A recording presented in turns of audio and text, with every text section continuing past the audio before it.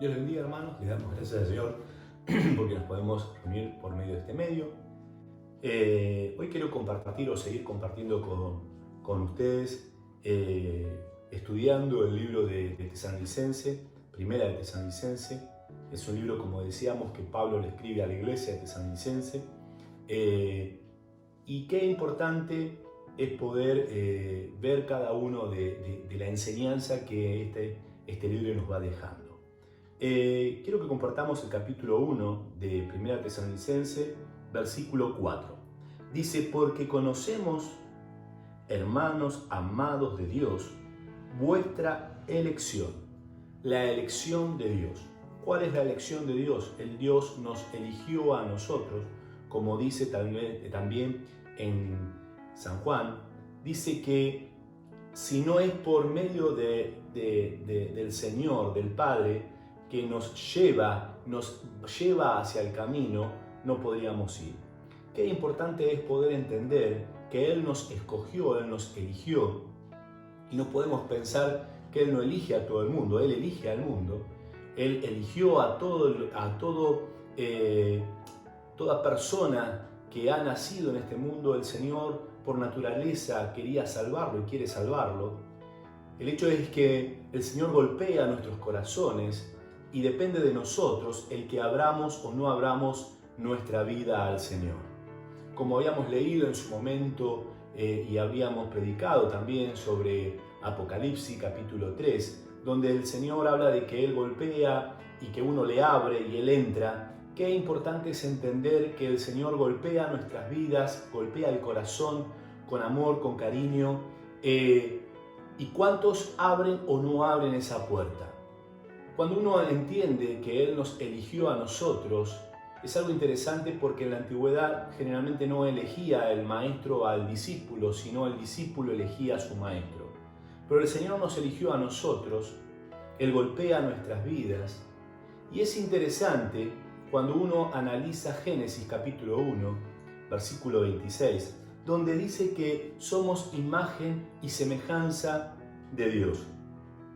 Muchas veces hemos escuchado eso de la semejanza e imagen de Dios, pero hoy quiero que entendamos que la imagen y la semejanza de Dios, la imagen tiene que ver con el Espíritu, que compartimos en el mismo Espíritu del Señor, el Espíritu Santo, y que también la semejanza tiene que ver con el razonamiento, tiene que ver con la posibilidad de elegir.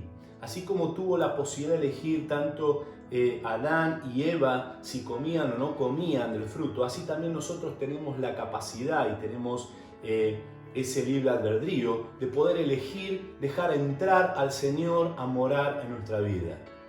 Qué importante es esa diferencia, entrar a morar a nuestra vida y no poseer nuestra vida. Muchas veces nosotros escuchamos a personas que dicen de no querer ir a una iglesia, de no querer ir a donde están esos locos, de no querer, porque como que te quieren poseer, como que te quieren invadir. El Señor no quiere invadir, el Señor no quiere poseer, el Señor quiere morar con amor, con cariño, con un abrazo. El Señor quiere estar con nosotros para traer bendición a nuestra vida. Qué importante es poder entender eso y qué importante es haber abierto la vida de nuestro corazón cuando el Señor golpeó a la puerta.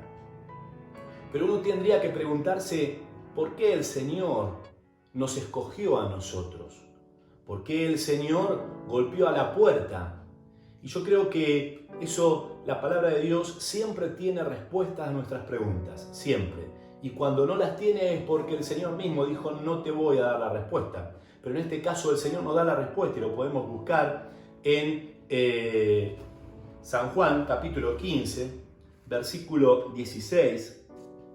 Y dice así la palabra de Dios: no me elegisteis vosotros a mí, sino que yo os elegí a vosotros y os he puesto para que vayas y lleves frutos y vuestros frutos permanezcas.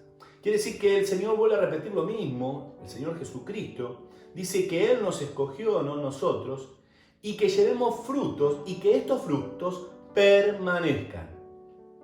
Qué bueno, qué interesante que es entender la palabra en forma conjunta. Dice el Señor que que estos frutos permanezcan en nuestra vida. ¿Qué quiere decir permanecer en nuestra vida? Dice en Proverbios, en el Antiguo Testamento, capítulo 4, versículo 8, dice que el justo es como la luz del aurora. Va acrecentándose, aumentando hasta la perfección. Nuestra vida en el Señor Jesucristo tiene que ir aumentando los frutos, mantenerse los frutos, hasta que lleguemos a la presencia de nuestro Señor Jesucristo. El Señor, cuando dice que esos frutos se mantengan, y si nosotros escuchamos el golpeo de la puerta, le abrimos y entendemos y comprendemos lo que Él quiere hablar a nuestra vida, vamos a entender qué significa que esos frutos se mantengan. Primero, cuando uno entiende que el fruto se mantenga, quiere decir que a pesar de las situaciones de la vida, a pesar de las adversidades de la vida, llámese, muchas veces uno ve a hermanos, inclusive tal vez en su propia vida, ha pasado situaciones adversas y a pesar de esas situaciones adversas, uno continúa el camino hacia adelante, continúa, a pesar de las situaciones adversas. Eso es mantener los frutos. Hay muchas veces que los cristianos parecen que son perdices, que revolotean un tiempo y luego ante ciertas situaciones caen nuevamente, o que su vida es montañas, están en un momento en un pico y en un momento están en un valle. Parecen que se olvidan de tomar la medicación. La medicación es generalmente, los remedios generalmente tienen un pico donde tiene su máximo efecto y luego va cayendo. Y muchas veces las personas se olvidan de que tienen que mantenerse en ese pico, mantenerse en la bendición y se olvidan de tomar la pastilla, de tomar la medicación. Muchas veces nosotros vamos cayendo y no nos damos cuenta que estamos perdiendo lo que el Señor quiere que mantengamos en nuestra vida. Que cada día iluminemos más y más y más y más. Pablo decía, nada me puede apartar de tu amor. Nada. En Romanos capítulo 8 dice, nada me puede apartar de tu amor. Qué importante es poder entender y mantener los frutos. A pesar de las situaciones adversas, poder mantener los frutos. Algo interesante, o continuando con el pensamiento, podríamos decir que no solamente mantener los frutos es a pesar de las adversidades, sino que también el mantener los frutos significa que la otra persona, otras personas que nos rodean, estén deseosas de poder alimentarse de ese fruto que está continuamente en nuestra vida, y no que cuando quieren venir no tenemos fruto, como el Señor no encontró frutos en esa higuera.